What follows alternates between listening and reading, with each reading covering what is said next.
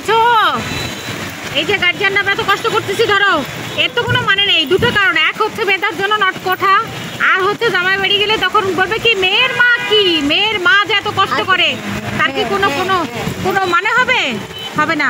মেয়েকে ছাতা দিয়ে রাখছে, অ্যান্ড আমি কি অবস্থায় দেখেন না, তো নামা লাগবে না, দেখেন কি অবস্থা। ওই যে আমার গাড়ি, আর আমি ভিজে ভূত মেয়ে রেখে দাঁড় করে রাখছি। ধর দেখেন তো। আচ্ছা ঠিক আছে, বের হয়ে আয়। নাজেহাল অবস্থা হয়ে গেছে আমার। কথায় আছে না, এই দিন তো দিন না, আরো দিন আছে, এই দিনটা নিবা তোমরা সেই দিনেরও কাছে। এই আশায় বড় করা হচ্ছে, তাই না? কিন্তু এইসবের জন্য না যে পরীক্ষা দিব না। এই যে হুট করে পোলাপান বলছে কি পরীক্ষা দিব না, এসএসসি পরীক্ষা তারা দিবে না। না তুমি নেই, হ্যাঁ এইচএসসির কথাই তো বললাম।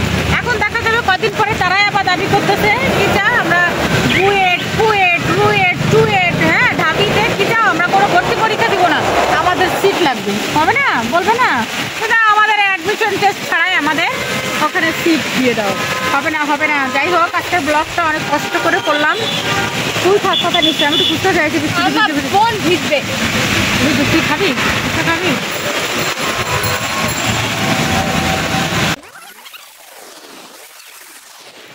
কথা বলছি সেটা মানুষ বুঝবো না।